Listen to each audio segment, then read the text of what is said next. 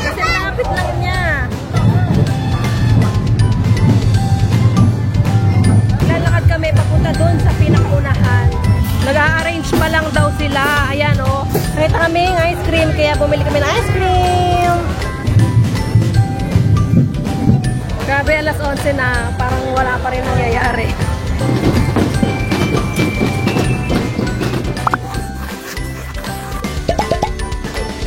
Good morning!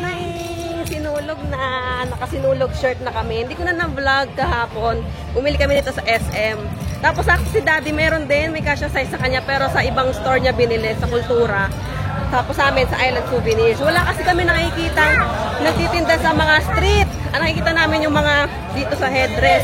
Pero wala pa rin kaming headdress. Hahanap pa kami ng mabibilhan ngayon. Ayun, meron pa doon, no? Tapos may mga daan ng sarado. Ayan, may mga sarado ng daan dito. Ayan, no entry. Doon sa kabila, no entry na din. Sa mga tindahan dito sa paligid, nagpapatugtog na din sila.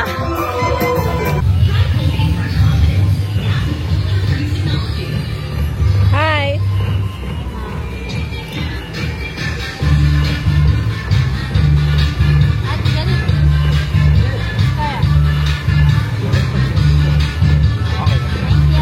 Thank you!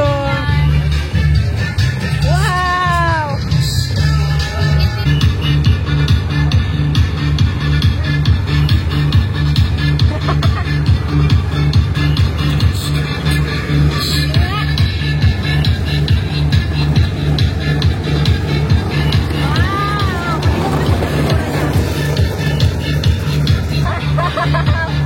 Meron pa mahabang hair dito, oh. You like it? Gusto mo na? O gusto mo i-headband na lang natin to? Ganyan. Dapat di ka na nagsombrero eh. Kasya ba? Wala ka nang naulog pa. Tapos na kami kumain ng breakfast and nakabili na rin kami nitong mga pang headdress. Ganito na lang yung binili namin para maiba naman. Kasi yung kung ganon, yung may balahibo, katulad sa Kadayawan, meron din sila. So para maiba naman, ito naman. Ganyan. Ayan si Gray Gray, nakasuot din siya ng headdress. Tapos may whistle din siya.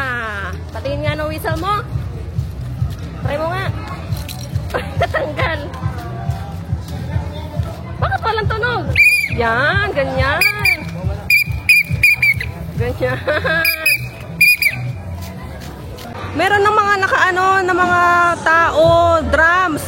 Parang yan na ba yung parade? Yan ba yung start? Hindi namin sure kasi. Basta alam lang namin, dito yung route ng parade. Ayan na nga, yung mga performers sa parade. Tapos tinanong ni Daddy, pag ganun daw yung parade. So lalakad kami sa bandang doon para mapanood namin yung simula. Ang ganda ng location ng hostel namin kasi lapit lang niya. As in, konting lakad lang. Dito na yung ruta. Lumabas ka lang ng kalye. Sobrang lapit lang niya. Parang ilang lakad lang. Tapos tatawid ka lang. Parang iikot ka lang ng kanto. Yun na yung ruta ng parade. Parang mas malayo pa ngayon yung lakad natin doon sa Davao, di ba? Oo. Kesa dito na mas ang lapit niya talaga. Ayun na ito yung start.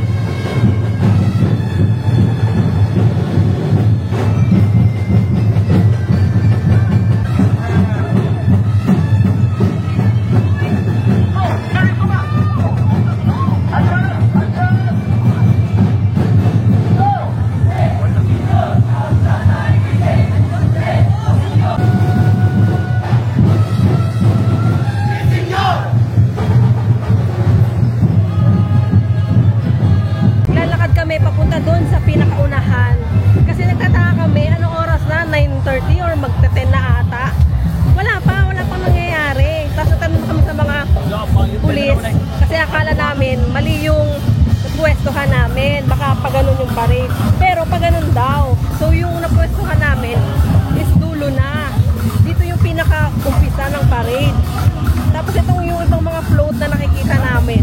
Dumaan yun, napwesto namin. Nandito sila. So kanina, hinahatid nila yung mga float papunta dito. Kaya nilalakad namin, tinitila namin kung saan banda yung simula ng parada. Nag-a-arrange pa lang daw sila. Ayan o, nakapwesto pa lang sila. Parang wala pa talagang nangyayari, hindi pa start. Or baka nag-start na, tapos nasa bandang dulo to. Baka yung sa bandang unahan, nagsimula na. Kasi sobrang dami daw. Yes, may nakita kaming ice cream, kaya bumili kami ng ice cream. Oh, dahan-dahan kasi baka malaglag. Gusto mo? Sarap ba? Gusto mo? Yes, ito sa akin. Next. Ito na sa akin. Gray, ito na sa akin.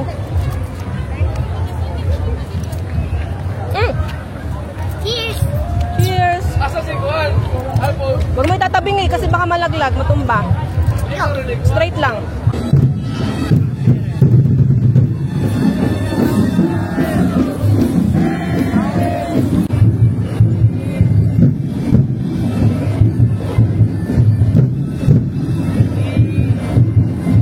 Grabe, alas 11 na, parang wala pa rin nangyayari. Sobrang haba siguro talaga ng parade. Parang dito, hindi pa umaandar. Nag-ano lang sila, nagsasayaw-sayaw. Sobrang init pa. Yung headdress ko, ginawa ko ng panali. Kasi yung panali ko, pinamtali ko sa buhok ni Gray. Dito. Tapos, ngayon, hahanap na naman kami ng... Ay, yung ice cream mo, matutumba yan! Tapos ngayon, babalik kami. Hahanap kami ng pwesto na possible na mas malapit dun sa start. Na kung saan, pag nagsimula, doon agad yung agad kung saan na kapag nagsimula makakanood kami agad ng gumagalaw na na parade. Basta hindi ko na alam. Maraming tao pero hindi naman sobrang crowded, nakakalakad ka pa. Pero siguro doon, ayun doon sobrang sobrang siksikan na. Dito kasi dalawang kalsada. Sa kabila, dyan yung pwesto ng parade. Tapos dito, lakaran. So doon, natatanaw namin medyo crowded na doon banda sa unahan. Baka doon, marami ng nakapwesto kasi baka doon niya yung paikot-ikot lang kami, hindi namin alam kung saan kami pupunta. Tapos nag-decide kami na dito na lang kami sa malapit sa Puente Osmeña. Tapos eto na, may nakita na kami, naglalakad na sila. Kaso ang dami ng tao.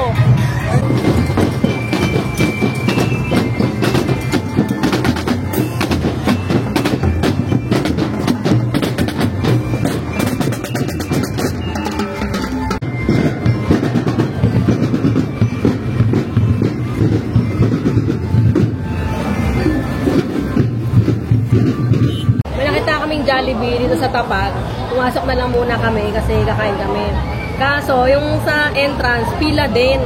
Tapos, pagpasok mo sa loob, mag-aabang ka pa ng mga yung matatapos kumain, gano'n, nakakayang nakabantay ka. Pero kung no choice, kailangan mo magbantay or else wala kang mga na upuan.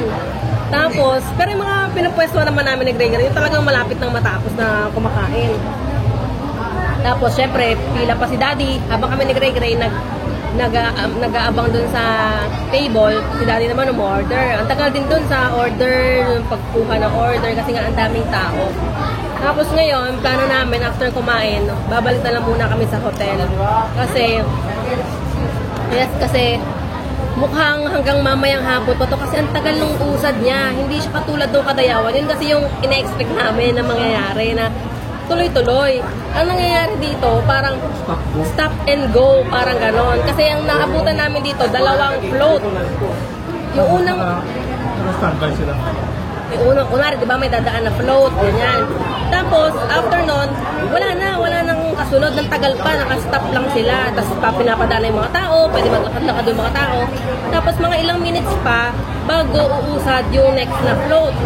Tapos, gano'n na naman, nag-standby na naman. So, wala pang next. So, hindi namin alam kung hanggang anong oras to. Yung mga nalampasan namin kanina ng mga nag-standby na street dancers, hindi pa namin nakikitang dumadating. Paikot pa to. Tapos, ang dami daw. So, hindi namin alam kung paano, kung ganito ba talaga sa Sinulog. Hindi namin alam. Kasi nga, first time lang namin. So, kulang kami sa information kung paano nag-work ang parade. Tapos, Yung batayan natin sa Kadayawan. yun nga yung expectation namin, yung katulad sa Kadayawan na tuloy-tuloy. Natin maraming tao. Oo, expected na maraming tao. And hindi naman siya sobrang crowded talaga kasi makakalakad ka eh. Ang ina-expect nga namin na talagang siksikan eh kasi Sinulog. Pero hindi siya yung sobrang siksikan na talagang yung di mahulog ang karayom na di ka makakausad. Hindi siya ganon. Ano lang yung flow ng parade? Oo, yung flow lang ng parade. Kasi hindi kami nahirapan na sabi nga namin, sana nagdala kami ng stroller kasi makakalakad kami na may dalang stroller eh. Hindi kami nagdala ng stroller kasi expected namin na madaming tao. Pero hindi kami nahirapan in terms of paglalakad, na mag-ikot-ikot, na makahanap ng pwesto. Nakakahanap kami ng pwesto na nasa harap.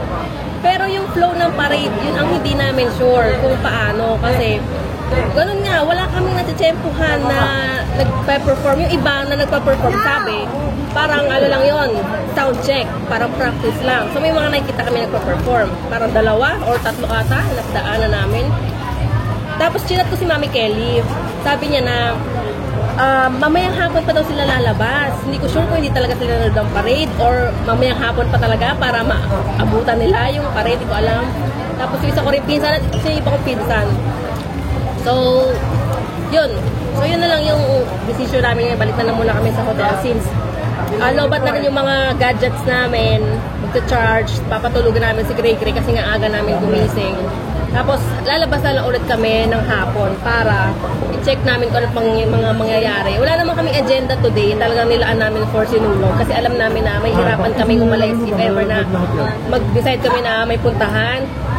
Feeling namin may hirapan din kami umalis kasi may mga road closures. So, wala talaga kami agenda for today kundi itong buong Sinulog festival. So, ayun, update na lang namin kayo mamaya pag balik namin sa hotel. Okay. Bye-bye. Kaya mo si Gray Gray, oh. Grabe namang itsura yan.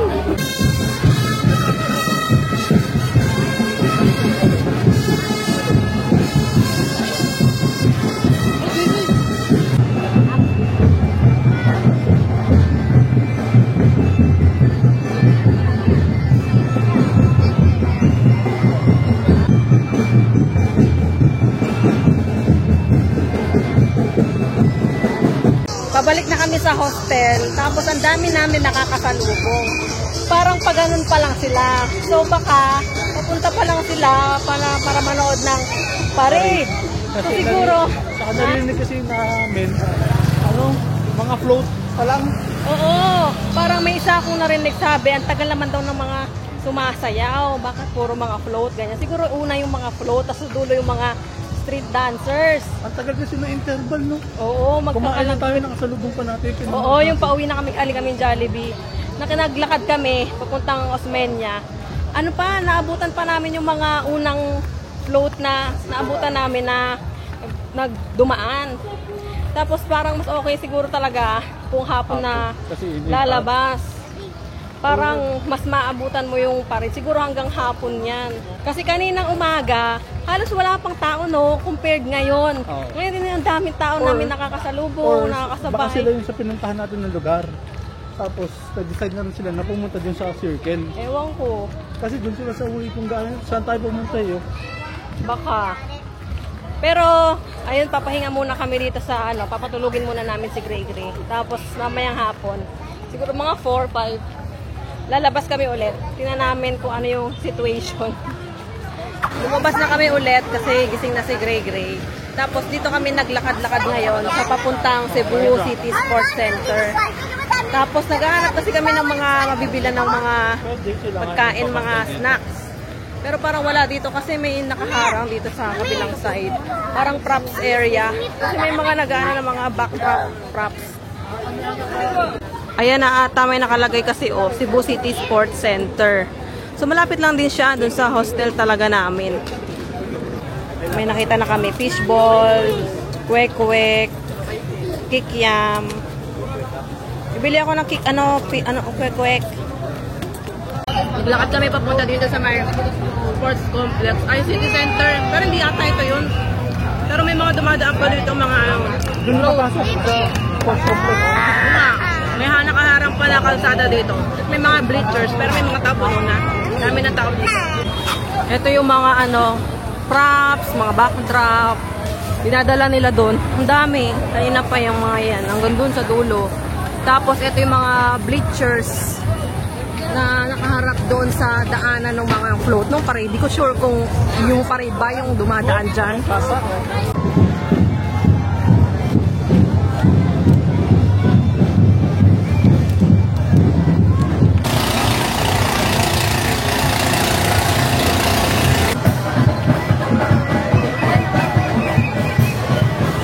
Ay, grabe yung ulo ko.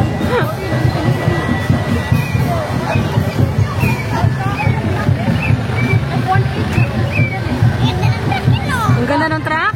Yung mga truck, gusto mo yung truck? Gusto mo yung mga truck na dumadaan?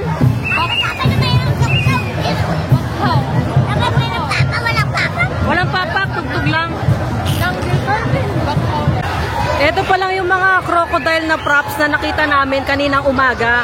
So, ibig sabihin, ngayon pa lang sila dumating dito. So, sobrang tagal. Nung nakita namin yan, nadaanan namin yan kanina.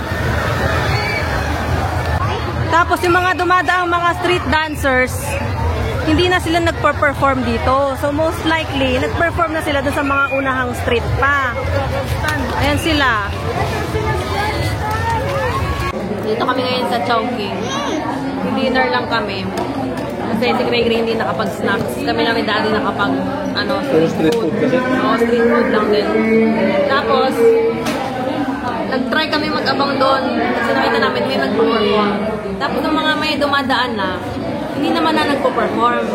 Tapos, parang kinakantsawan lang ng audience. Parang naisip namin na baka kaya may nag-perform kasi kinakantsawan na mag-perform, sumayaw. Tapos tinanong ni Daddy yung katabi namin. Baka daw hindi na nagpo-perform doon kasi may mga judge, wala na daw judge dito sa area na yon. May mga judge na sa unahan. Tapos yun din yung nabanggit ni Mami Kelly sa akin na may mga certain stations or area na nandoon yung judge kaya doon lang sila magpo-perform. So, hindi namin alam kung doon sa mismong complex kasi doon yung parang pinaka-final lang nila eh. Allocation doon. Hindi may alam kung magpa-perform pa doon. Pero hindi na kami papasok doon kasi ang alam din namin may entrance fee. Tsaka, ang daming tao doon.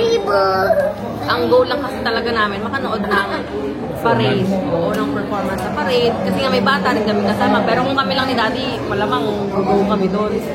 So, ayun. Tapos yung may mga bleachers dito, ang daming tao. Tapos may iba pa nga, yung mga baby pa, may mga baby pang kasama, parang di na yung ma-imagine na tapos may nakita pa ako nagpapa-breastfeed pa. Saka yung mga nakita natin, yung mga performer. Oo, yun. Mga performers na talagang pagod na. Hindi, nakita natin dun sa unang pinuntahan natin. Oo, yun nga, binanggit ko yung kanina. Yung sa crocodile. Parang sobrang layo na nila, tapos ngayon lang sila nakarating dito. Imagine, tsaka sobrang dami daw kasi talaga. May mga dayo kasi may Dumaguete, di ba? Tapos may Dipolog, narinig namin, ganun. So hindi to, lang, mga taga Cebu. May mga dayo talaga na nagko-compete. So siguro kaya mas marami ngayon. Ang hindi namin sure is kung ganito ba talaga na may mga judging station. Pero feeling ko ganun talaga kasi si Mami Kelly, yun yung sabi. Baka ganun talaga. Pero kung ganun, dapat ginawa na lang ng sistema, kawawa yung mga performer. Ayun din, kawawa yung mga Alam nila, may chip na lang sila dyan. kawawa talaga yung mga bata kasi nga Naglakad sila. maglalakad, Tayo mo, hindi natin paano yung init kanina tayo. sobrang init. Sila naka-costume pa. Alam mo yun, may mga bit-bit pang mga drums, mga ganon. Tapos may mga nakikita kaming post sa social media na natutulog na sila sa kalsada. Kasi siya parang nagpa-power nap, gano'n. Kasi malamang puyat-puyat yan, may practice pa, may mga last-minute dress rehearsals pa yung mamaya. Nakakahawa din. Yung sa Kadayawan din naman, nakakahawa talaga yung mga performers. Kasi nga, ang aga, tapos ang init, tapos Ang dami. Tapos parang maghapon din yun eh. Kasi di ba inabot din ng gabi yun, yung performance hanggang sa stage. Pero nandun na yun, nandun na sa stage. Parang mga by Pero hindi natin sure, hindi natin tinapos eh. Oo, di natin tinapos, pero naka-umpisa tayo ng performance. Parang talong oras, 3, 4. Mga 3, 4, gano'n. Parang tapos na ata yung parade kasi nandun na sa performance. Hindi mo napindot. Hindi, no? Pindot ko, So, ayun, parang hindi lang namin sure kung gano'n ba talaga sa Sinulog. Kasi ang naging expectation namin is yung sa Kadayawan na talagang sunod-sunod mo silang mapapanood. Yun yung naging expectation namin. So, kulang kami, yun nga, nabagin ko kanina, kulang kami sa information na ganito pala, Sinulog. Ang namin, hindi rin eh, naisip namin kasi, dapat nag-stay na lang kami dun sa pinakaunang location namin kasi dun banda yung judging station. Pero kung ganun katagal yung interval, hindi rin talaga namin mahihintay. Kasi nga, ang tagal ng interval. Ako walang kasa. Dapat may nasunog dun. Tapos pinuntan. Tapos yung driver nagpapat dun. Kahapon pa yun. So, kahit magstay kami doon, sinabi mo na, narinig na yun. So, kahit magstay kami doon, ang tagal ng interval. So, siguro ang magandang, ang dapat ginawa namin, hindi kami gumising ng maaga, dapat nagpa-late kami ng gising ng punta doon. Hindi tayo gumising na maaga kasi nung time na nandun na nagpa-perform sa unang location natin, na yun eh, late na, para mga 11, 12, gano'n na, 1. So, dapat hindi kami maaga para kahit paano may energy, nakatulog pa ng mas maayos. Tapos, maumpisahan namin na, maabutan namin na may performance doon. Kasi imagine nung nag-start yung mga performance doon sa judging station na sabi nila, late na, mga 11, 12, 1, or nakabalik na ata kami na sa hostel. So, ayun. Yun yung naging observation namin na putol-putol talaga yung parade. Grabe, ang ganda. Meron pa dun sa baba, oh. Yan na ata yung final. Ay, ganda niyan. Grabe.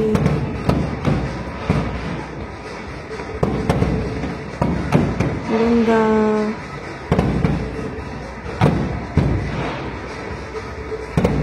Doon sa baba, oh. Ang tagal lang doon sa baba, oh. Ay, ganda. Grabe, oh.